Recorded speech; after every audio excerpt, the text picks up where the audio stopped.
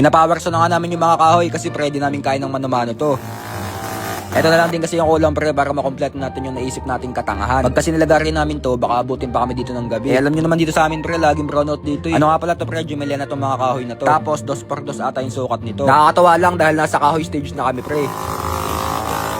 Nagsimula lang talaga to sa katangahan panaginip. Tapos ngayon, pinapowerso na pre. Nagulat nga ako dito kanina pre. Kasi nung sinukat ko tong mga kahoy na to, mas mataas pa pala sa akin tong mga kupal na to. Dun sa panaginip ko kasi pre, maiksi lang to. Siguro mga 3/4 na di pa ko lang, mga ganun lang. Tapos pre, nung bumili kami ng kahoy dito kalabosing, mahaba pala to. Ang dami ko nga atang nabili kasi dapat 3 lang o kaya 4, 6 to pre. Bali ang isa na itong mga kahoy na to, 150. Bali itong 6 na kahoy na to pre, saktong 900. Tapos dun sa 900 na yun, libre na dun yung gasolina na itong powerso. Tapos libre na din yung labor na ito ni bossing. Ito nga pala nagpa-powerso na to pre, ito yung kakampi ko sa basketball noong nakaraan. Nung may nakalaban kaming mga waray, ito yun, siya yun. Sanggan dikit kami nun eh, kaya pinag-powerso na tayo pre. Nagtatanong nga kanina kung ano gagawin ko dito sa mga kahoy na to. Sabi ko, gagamitin ko to sa tangkal ng manok, pero di niya alam, kakupalan to pre. Nagbayad na nga ako pre, tapos may tawad pa yung 10, tapos sinako to namin sa skid. Di kasi namin kain dalhin to kapag sa motor kasi nga medyo mabigat tong mga kahoy na to. Basta pre, pakon lang kulang saka epoxy.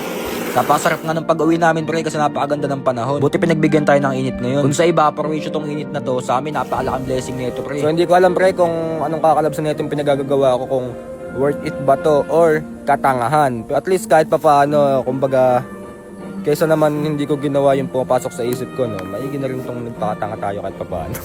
Hanggang ngayon nga pre, hindi ko pa din talaga alam kung anong kakalabsan nito. Basta lagi ko sinasabi sa sarili ko, basta bahala na to. Basta gumana man to o hindi, kupal. Sakto nga pre, kasi habang inaantay ko si Damok, nadaanan ko tong mga nyog na nakasanlakan na papa. Amin, eto, mula dito sa isang puno na to, hanggang dun.